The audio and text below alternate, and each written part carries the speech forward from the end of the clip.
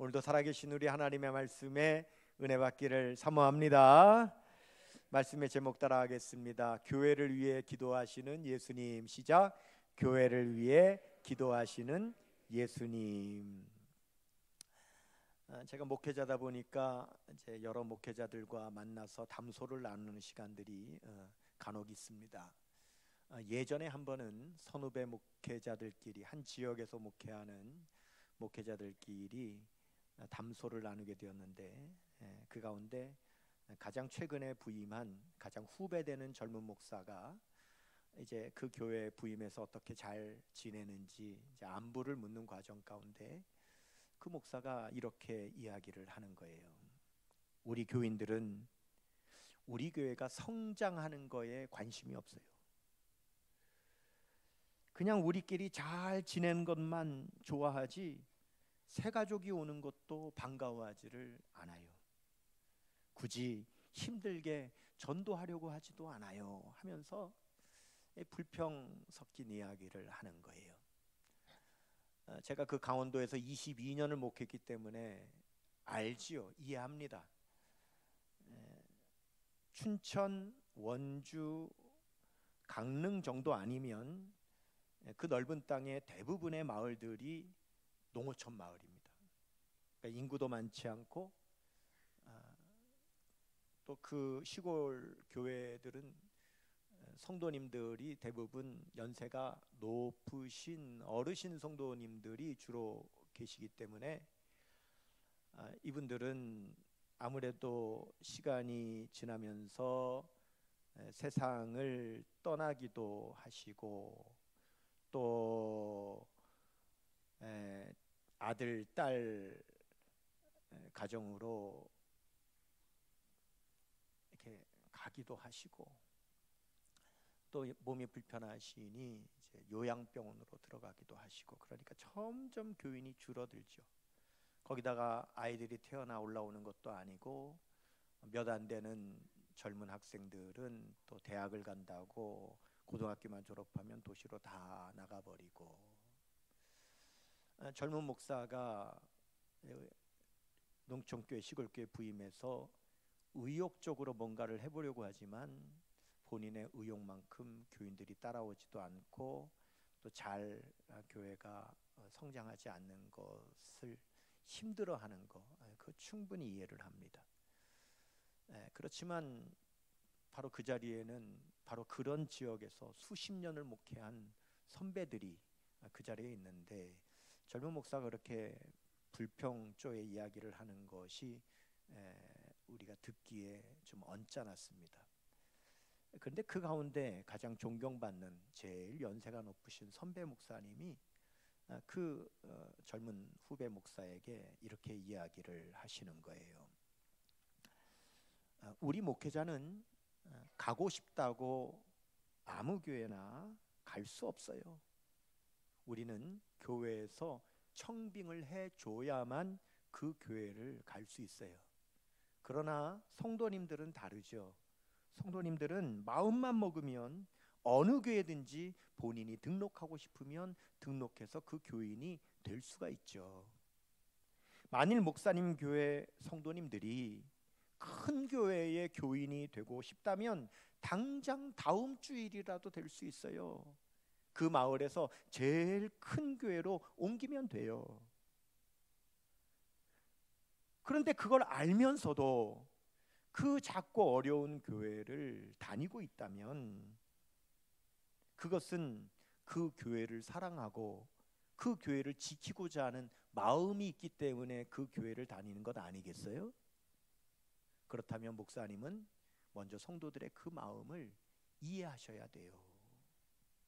그 젊은 목사는 부끄러워 고개를 숙일 수밖에 없었죠. 맞습니다. 여러분들은 마음만 먹으면 어느 교회든지 가실 수 있어요. 여러분은 당장 다음 주일에도 세계에서 제일 큰 교회 교인도 여러분은 될 수 있습니다. 멀리 있지도 않아요. 여의도에 가면 있어요. 다음 주일에도 거기 교인 될 수 있어요. 여러분들은. 그러나 목회자는 아니죠. 제가 여의도 순복음교회 당회장 되고 싶다고 제가 될 수 있는 게 아니잖아요. 그 교회에서 청빙해 주지 않으면 될 수가 없는 거죠. 여러분들이 마음만 먹으면 어느 교회 교인이 될 수 있음에도 불구하고 그 교회들 가운데서 여러분들이 바로 이 역천성결교회를 선택하고 등록하고 우리 교회를 다니는 교인이 되었다면 여러분들은 분명히 기억하셔야 됩니다. 그렇다면 여러분들은 역천성결교회를 사랑하셔야 됩니다. 내 주의 나라와 주 계신 성전과 피 흘려 사신 교회를 늘 사랑합니다. 내 주의 교회는 천성과 같아서 눈동자 같이 아끼사 늘 보호하시네. 이 교회 위하여 눈물과 기도로 내 생명 다하기까지 늘 봉사합니다. 성도의 교제와 교회의 위로와 구주와 맺은 언약을 늘 기뻐합니다. 하늘의 영광과 베푸신 은혜가 진리와 함께 영원히 시온에 넘치네. 여러분, 이 찬송가의 가사처럼 교회는요, 여러분이 등록해서 믿음의 공동체에 속하여 가족이 되어 다니는 여러분 교회는요, 이 찬송가의 가사처럼 몸과 마음을 다하여 사랑할 만한 가치가 있는 교회입니다. 교회 사역에 부름받은 목사는요, 일평생 교회에서 사역을 하기 때문에요, 신학교에 들어가면 교수님들로부터 끊임없이 받는 질문이 있습니다. 교회가 무엇이뇨? 교회가 뭐냐는 거예요. 근데 거기에 제대로 대답을 못해요. 그러면 교회가 무엇인지도 모르면서 교회에서 사역을 하겠다는 것이냐? 야단을 맞아요. 여러분, 교회에서 평생 목회하는데 교회가 뭔지를 모르면 그 교회를 어떻게 교회답게 세울 수가 있겠어요? 여러분, 교회가 뭘까요? 교회라고 하는 이 두 글자, 교회는 헬라어로 에클레시아라고 하는데, 에클이라는 말이 에크 무엇으로부터 이런 말이에요. 그 다음에 칼레오, 이 두 말이 합쳐진 거죠. 칼레오가 불러내다 이 말이죠. 그러니까 교회, 에클레시아는 세상으로부터 불러내서 하나님께서 모으신 공동체다. 이 교회라는 뜻이에요. 영어로는 church 그러죠. 처치는 헬라어로 키리아케라고 하는 말에서 왔는데 우리 주님에게 속하다 이런 뜻이 있죠. 우리 한자 문화권에서는 교회라고 부르죠. 가르칠 교자에다가 모일 회자, 모여서 가르치는 것이다 이런 뜻을 갖고 있어요. 교회라고 하는 이름의 그 의미는 그렇게 복잡하지 않지만은, 그러나 진정 교회가 어떤 곳인지를 더 알기 위해서는 상당히 많은 배움이 필요합니다. 1928년에 태어나서 2021년에 92세로 세상을 떠난 독일의 한스 킹이라고 하는 신학자가 있어요. 신학을 공부하는 사람은 한스 킹을 모를 수가 없습니다. 이 한스 킹이라고 하는 신학자는 일평생 오직 교회가 무엇인가라고 하는 것만 연구했습니다. 그래서 이 한스킹이 교회가 무엇인지를 정리해 놓은 것을 우리가 좀 보면 교회가 어떤 것인지에 대한 좀 도움을 받을 수가 있어요. 한스킹이 정리한 교회에 대해서 제가 7가지만 말씀드리려고 하는데, 첫째, 교회는 성경을 통해서 이해해야 한다는 거예요. 성경이 아닌 다른 것으로 교회를 이해하는 것은 절대 교회를 제대로 이해할 수 없다는 거예요. 두 번째, 교회는 예수 그리스도의 사역과 초대교회의 모습이 이 교회의 본질이다라고 하는 거죠. 그래서 세 번째, 예수 그리스도의 사역과 초대교회의 본질로 모든 교회는 반드시 돌아가야 한다라고 하는 거예요. 네 번째, 교회는 예수 그리스도의 생애와 죽음, 부활에 뿌리를 두고 있는 공동체다라고 하는 거예요. 다섯 번째, 교회는 예수 그리스도 안에서 형제가 된 공동체다. 여섯째, 제도와 직분이 교회에 필요는 하지만 그 제도와 직분이 복음을 방해할 만큼 커져서는 안 된다라고 하는 거예요. 일곱 번째, 세상에 복음을 전파하고 하나님의 나라를 증거하는 공동체가 교회다라고 하는 거예요. 제가 오늘 여러분들에게 이 교회가 무엇인지를 말씀드리는 이유가 있습니다. 그것은 바로 예수님께서 마가다락방에서 지금 하시는 기도의 마지막 기도, 세 번째 기도는 바로 교회를 위해서 하시는 기도이기 때문에 그렇죠. 예수님은 지금 교회를 위해서 기도하시는 거예요. 요한복음 17장 20절 보시면, 내가 비옵는 것은 이 사람들만 위함이 아니요, 지금 제자들만을 위함이 아니요, 또 그들의 말로, 앞으로 제자들이 나가서 복음을 전하는 그 말로 말미암아 나를 믿는 사람들도 위함이니 그랬어요.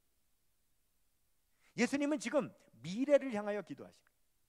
아직은 아니에요. 아직은 아니지만 이 제자들이 나가서 복음을 전하면 그때 그 복음을 듣고 예수님을 믿어서 바로 교회가 될 그 사람들, 그들을 위해서 예수님께서 지금 기도하시겠다라고 하는 겁니다.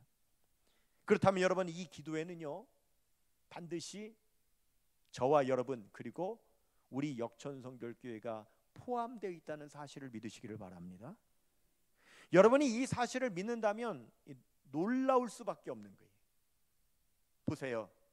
예수님께서 십자가에 못 박혀 죽으시기 전날 밤에 예수님은 그 먼 훗날 예수님을 믿어서 하나님의 자녀가 되고 또 교회가 되는 그 사람들, 저와 여러분을 위해서 예수님께서 2000년 전 마가다락방에서 바로 저와 여러분 우리를 위해서 기도하셨다는 사실을 여러분 우리가 믿으면 이건 놀라운 일이죠. 아직 있지도 않은 우리, 아직 태어나지도 않은 우리, 그 우리를 위해서 우리 예수님께서 기도하셨다. 유복자로 태어난 한 여인이 있었어요. 그 여인의 부모님은요, 아버지가 22살에 어머니가 18살에 아주 어린 나이에 결혼을 하신 거예요. 그런데 신혼의 단꿈에서 깨어나기도 전에 한국 전쟁이 터진 겁니다. 그래서 그 남편이 그만 군입대를 하게 됐어요. 그 남편을 전쟁터로 보낸 그 젊은 세대, 그 아내가 한두 달 후에 알게 됐어요. 임신했다는 걸 알게 된 거예요. 그래서 남편에게 편지를 보냈어요. 여보, 내가 임신했어요. 그 남편에게 답장이 없는 거예요. 남편이 편지를 받았을까? 내가 임신했다는 것을 알까? 안다면 제발 살아서 돌아와야 할 텐데. 그렇게 시간이 흘러 이 아내가 점점 배가 불러 만삭이 되어갈 즈음에 한 군인이 찾아왔어요. 남편의 전사 통지서를 들고 온 거예요. 남편이 전투 중에 부상을 입어서 병원에 후송돼서 치료를 받았지만 회복되지 못하고 전사했다는 거예요. 남편의 몇몇 유품을 가지고 왔는데 그 유품 중에는 그 남편이 병원에 있으면서 쓴 부모님에게 쓴 편지와 아내에게 쓴 편지가 있었는데, 편지가 한 통 더 있었는데 그 편지는 그의 그 자녀를 위한 편지였어요. 남편이 전장에서 답장을 보낼 수는 없었지만 아내의 편지를 받고 아내가 임신했다는 사실을 알고 있었던 거예요. 아직 태어나지 않은 그 아이를 위해서 이 아버지가 죽기 전에 편지를 쓴 거예요. 편지의 내용은 이렇습니다. 아가야, 나는 네가 아들인지 딸인지조차 모르는구나. 하지만 너는 이미 내 가슴 속에 소중히 자리 잡은 아이란다. 아빠는 네가 세상에 나와서 살아갈 날들을 생각하며 이 편지를 쓴다. 네 엄마는 정말 강하고 훌륭한 분이란다. 너를 품에 안기 위해 얼마나 많은 눈물을 흘리고 얼마나 많은 용기를 냈는지 모른다. 그러니 세상에 나와서 엄마를 꼭 지켜드려야 한다. 내 엄마는 너에게 사랑을 가르쳐 줄 거야. 그리고 너는 그 사랑으로 다른 사람들을 행복하게 할 수 있는 아이로 자라기를 아빠는 바란단다. 아가야, 세상은 가끔씩 춥고 어두운 곳이 될 수도 있다. 하지만 그럴 때마다 너와 함께 하시는 하나님을 의지하거라. 내가 하는 첫 걸음, 첫 웃음, 첫 말은 모두 소중하고 특별한 순간이겠지. 아빠가 거기에 함께 있진 못하겠지만 늘 너와 함께 있다는 걸 잊지 말아줘. 아가야, 세상에 나와서 엄마와 함께 행복하렴. 그리고 아가야, 내가 너를 보지 못했어도 사랑한다는 사실을 알아주기를 바란다. 아빠는 하늘에서도 네가 빛나는 삶을 살아가길, 그리고 그 길이 평탄하길 아빠는 늘 기도할게. 사랑한다, 내 아가, 너의 아빠가. 엄마는 그 편지를 그 아이가 받아들일 수 있을 때까지 마음에 꼭 품고 간직하고 있다가 그 아이가 자라서 그 아이에게 그 편지를 전해줬습니다. 이 딸은 내가 태어나기도 전에 아버지가 나를 위해 기도하며 편지를 쓰셨다는 그 사실에 감사하며 평생 아버지의 사랑을 기억하며 살았던 거죠. 제가 오늘 여러분들에게, 여러분들이 태어나기도 전에 이미 2000년 전에 예수님께서 십자가 못 박혀 죽으시기 전날 밤 여러분을 위해서 기도하셨다고. 그 기도 편지를 여러분들에게 전해준다면 여러분, 우리는 얼마나 놀라겠어요. 예수님께서 앞으로 예수 믿고 구원받게 될 나를 위하여 기도하신 거예요. 그래서 모여있는 우리 역천성결교회를 위해서 우리 예수님께서 기도하신 거예요. 상상도 못할 감격이죠. 여러분, 그 순간이 바로 지금인 걸 믿으시길 바랍니다.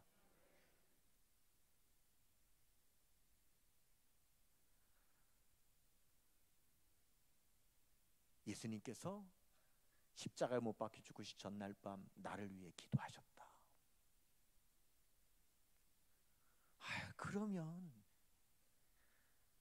정말 우리 성도님들이 좀 믿고 놀라게 여기다가 그럼 그 이름을 미리 알고 성경에 적어 놓으셨으면 이거 엄청 놀랄 텐데, 여기에 이 성경에 영기를 위하여 기도한다고 그 이름 두 글자 적어 놓으셨으면 내가 정말 감격하고 놀랄 텐데 그 이름이 없는 게 얼마나 안타까운지.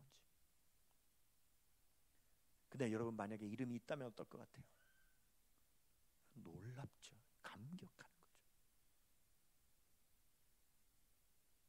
저는 제가 자라온 저의 모교회, 초등학교 어린 시절부터 목회자로 사역을 나가기까지 제가 다닌 교회는 한 교회입니다. 저희 모교회는 멀리 있지도 않습니다. 쿠파발에 저희 모교회가 있어요. 지금도 있어요. 근데 얼마 전에 그 교회 원로 장로님께서 소천하셔서 제가 장례를 다녀왔는데, 문상을 다녀온 거죠. 그 장로님은 제가 어린 시절 그 교회를 다닐 때 저의 학생의 교회학교 선생님이셨습니다.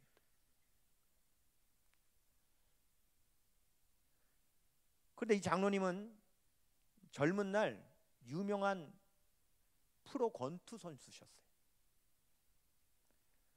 그러다 보니까 얼마나 성격이 강하시고 불같으신지 예수의 예자도 받아들이지 않는 분이에요.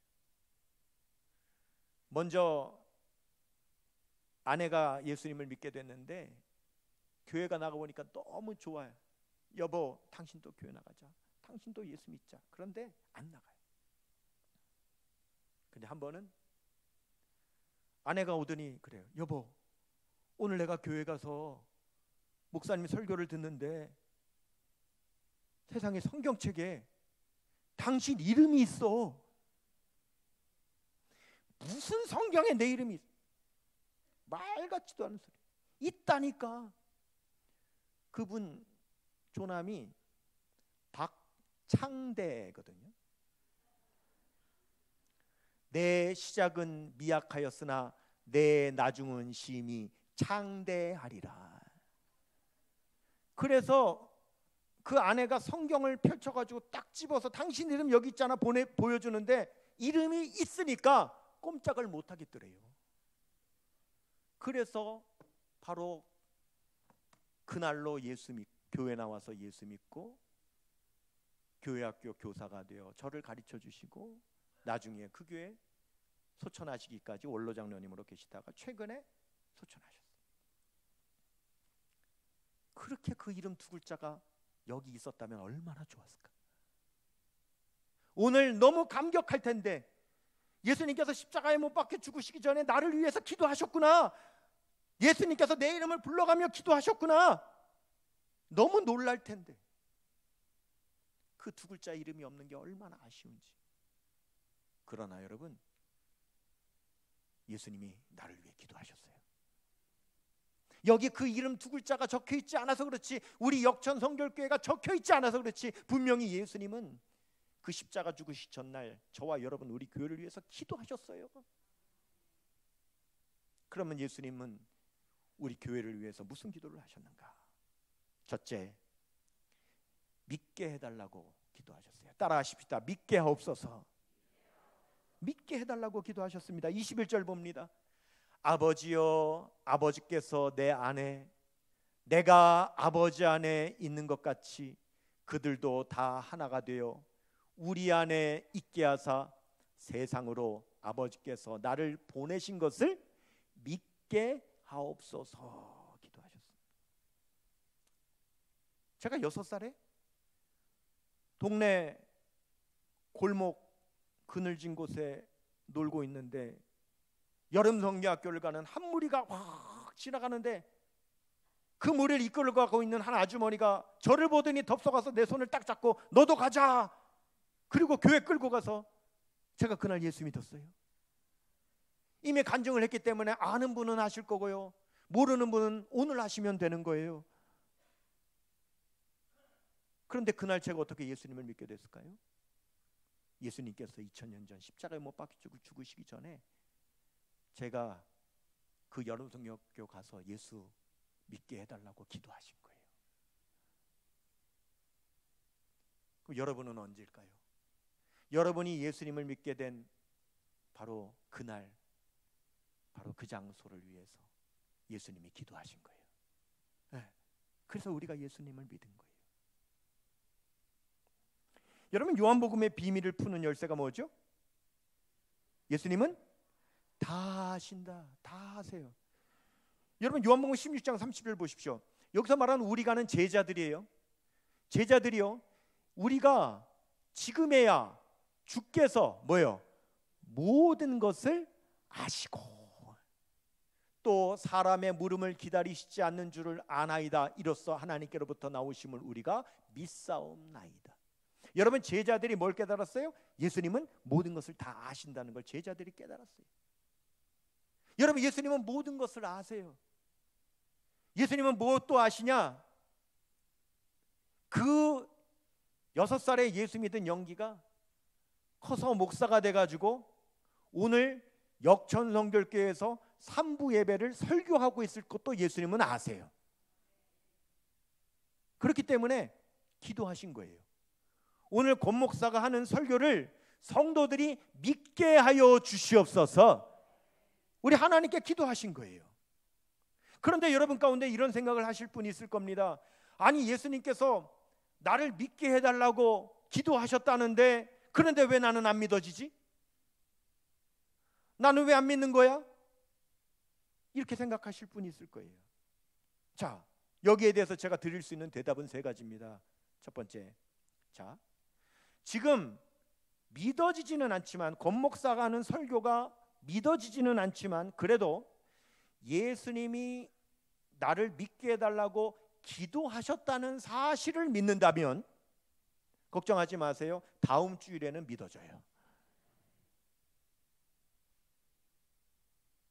오늘 안 믿어져도 걱정하지 마시고 다음 주 한 번만 더 나오세요. 다음 주일에는 응답받고 믿어지게 돼 있어요. 여기 있는 분들이 다 그런 분입니다. 여기 있는 분들이 30년 전에 그렇게 예수님이 믿어져서 믿은 분이, 지난주에 예수님 믿어져서 오늘 나온 분들이에요. 오늘은 안 믿어지지만 한 번만 더 나와보세요. 다음 주에는 믿어져요. 두 번째 대답은 예수님께서 기도하셨다는 거? 그거 안 믿어지는데. 그런 분도 걱정하지 마세요. 다음 주에는 예수님이 날 위해 기도하셨다는 거 믿어집니다. 왜? 예수님이 믿게 해달라고 기도하셨기 때문에 한 주만 더 기다려 보세요. 예수님이 나를 기도하셨다는 거 믿어집니다. 그런데 3번째, 이게 문제예요. 자, 보세요. 예수님께서 나를 위해 기도하셨다는 거, 이게 믿어지고는 싶은데 아직 안 믿어지는 거는 걱정하지 마세요. 믿어져요. 조금만 기다리면 응답 받아요. 근데 문제는 아예 3번째, 안 믿기로 작정한 사람, 안 믿겠다고 거부하는 사람, 그런 분은 응답을 못 받아요. 왜? 내가 거부하기 때문에. 믿고 싶지만 이상하게 마음 깊이 믿어지지 않는 건 걱정하지 마세요. 그거는 조금만 지나면 그 응답 오니까 걱정 안 하셔도 돼요. 그러나 나는 안 믿을 거야 라고 작정하시고 거부하시면 그런 응답은 안 오는 거예요. 그래서 여러분, 거부하지 않으셔야 돼요. 아직 마음이 뜨거워지지 않고 마음이 깊어지지 않는 거, 그거는 걱정 안 하셔도 돼요. 조금만 더 나오세요. 하지만 거부하면 안 돼요. 거부만 안 하시면 돼요. 안 믿으려고 작정만 안 하시면 돼요. 그러면 분명히 응답 받습니다. 두 번째, 우리를 위하여 기도하신 예수님의 기도는, 우리 교회를 위해서 기도하신 기도는 영광을 보게 하옵소서 하시는 기도입니다. 따라할게요. 영광을 보게 하옵소서. 24절을 봅니다.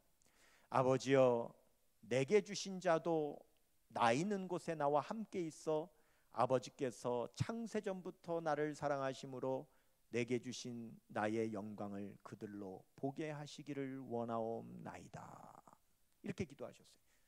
나의 영광을 그들로 보게 하시기를 원하옵나이다. 예수님의 영광을 우리가 보게 해달라고 기도하시는 거예요. 그런데 여러분, 우리가 정말 예수님의 온전하신 영광을 보는 것은 이 세상에서는 아닙니다. 우리가 이 세상에서는 예수님의 영광을 온전히 볼 수가 없어요. 왜냐? 이 세상이 너무 악하기 때문에. 예수님의 온전한 영광을 세상이 너무 가리고 있기 때문에 예수님의 온전한 영광을 다 볼 수가 없어요. 그리고 현재 우리는 영의 눈보다는 육의 눈이 훨씬 밝기 때문에 예수님의 영광을 온전히 다 볼 수가 없는 거예요. 그렇지만 우리가 언제 예수님의 영광을 온전히 보느냐? 그렇다면 언제 영광을 온전히 보느냐? 24절은 방금 읽은 말씀의 상반절을 보시면 이렇게 시작하죠. 아버지여 내게 주신 자도 저와 여러분입니다. 나 있는 곳에 나와 함께 있어 나의 영광을 보게 하여 주옵소서 기도하시는 거예요. 우리가 예수님의 영광을 온전하게 보려면 예수님 계시는 곳에 함께 있어야 됩니다. 그래서 우리가 천국에 가면 우리는 예수님의 영광을 온전히 보는 겁니다. 아니면 예수님께서 재림하시면 그때 우리는 예수님의 영광을 온전히 보는 거예요. 근데 그렇다고 우리가 완전히 못 보는 것은 아닙니다. 지금 사도 바울의 고백이 있습니다. 고린도전서 13장 12절 보시면 우리가 지금은 거울로 보는 것 같이 희미하나 그때에는 천국을 가든지 예수님이 재림하시든지 하면 얼굴과 얼굴을 대하여 볼 것이요 지금은 여기 이 세상에서는 내가 부분적으로 하나 그때는 천국에 가든지 예수님 재림하시든지 하면 주께서 나를 아신 것 같이 내가 온전히 알리라 그렇게 고백했어요. 그러니까 이 세상에선 우리가 예수님의 영광을 어떻게 보느냐? 거울로 보는 것 같이 희미하다. 이 거울은 청동 거울이기 때문에 희미할 수밖에 없겠죠. 그래도 희미하게 볼 수 있어요. 그러니까 여러분 우리가 예수님이 기도하시는 건 뭐냐? 우리가 예수님의 영광을 우리가 보게 해달라고 기도하는데 그것은 천국에 가든지 예수님 재림하시든지 하면 우리가 예수님의 영광을 온전히 보게 해달라고 하시는 기도이기 때문에 예수님의 기도 안에는 뭐가 포함되어 있느냐? 예수님의 영광을 온전하게 볼 수 있도록 우리를 다 천국으로 인도해달라고 하는 기도가 포함되어 있는 것이고 예수님 재림하실 때에 우리가 모두 공중에 들림받아 어린 양의 혼인잔치에 참여함으로 우리가 예수님의 영광을 온전히 보게 해달라고 기도하시는 겁니다. 그리고 이 세상에 사는 지금 우리는 거울로 보는 것 같이 희미하지만 우리는 예수님의 영광을 볼 수가 있는데 그러면 우리는 예수님의 영광을 어떻게 해야 볼 수 있느냐? 성령 충만하면 예수님의 영광을 볼 수 있어요. 교회가 그렇게 성령의 충만을 강조하는 이유, 성경이 교회는 성령으로 충만해야 된다고 그렇게 강조하는 이유가 뭐냐면 성령 충만하면 예수님의 영광을 볼 수 있기 때문입니다. 성령 충만하면 예수님의 영광이 보여요. 우리 역천성결교회 성령이 충만하면 할수록 우리 교회 안에서 예수님의 영광이 나타나요. 예수님의 영광이 보이는 거예요. 보이는 거예요. 저는 이미 벌써 지방회장을 했어요. 그리고 교회마다 이게 문제와 어려움이 생겼을 때 그것을 재판하는 제가 그 재판의 일도 했습니다. 그러다 보니까 이 교회들 가운데 분쟁이 생기거나 어려움이 생기면 그 보고가 다 올라오죠. 그러면은 그 내용들이 올라오는데 그 고소건들이 올라오는데 때로는 영상도 올라와요. 기가 막혀요. 예배당 안에 성도들이 일부 성도들이 강단 위에를 올라가지고 꽉 채워서 여기서 막 예배를 드려요. 그러면 저 밑에 앉아 그 회중석에 앉아 있는 성도들이 욕을 하면서 내려오라고 막 소리를 지르고 막 끄집어내는 그 영상을 보는 것만으로도 소름이 끼치는 거예요. 어떻게 그럴 수가 있어요? 교회 안에서 어떻게? 여러분 그 교회 안에 그 모습 속에서 어떻게 주님의 영광을 볼 겁니까? 믿지 않는 사람이 됐던 믿는 사람이 됐던 아니 목사인 나도 그런 교회의 모습에서는 주님의 영광을 볼 수가 없는 거예요. 여러분 그 교회가 성령 충만하겠습니까?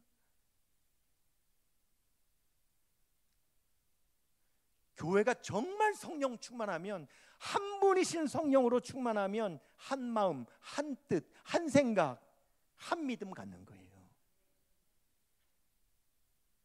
그렇게 성령 충만하면 교회 안에서는 예수님의 영광을 보는 겁니다. 예수님의 영광. 우리 역천성결교회 2025년 표가 가치 있는 교회, 가치 있는 교회죠. 여러분 우리 교회가 가치가 있는 교회라는 거 믿으십니까? 믿으세요? 네. 우리 교회가 왜 가치가 있습니까? 예수님께서 십자가에 못 박히시기 전날 저와 여러분을 아시고 우리 역전성결교를 아시고 우리가 예수님을 믿게 해달라고, 우리를 통하여 예수님의 영광을 보게 해달라고 기도하셨기 때문입니다.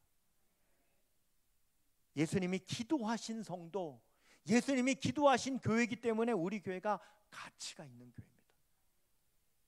성령 충만함으로 예수님의 영광을 보는 그런 교회, 우리 교회 되시기를 주님의 이름으로 축원합니다.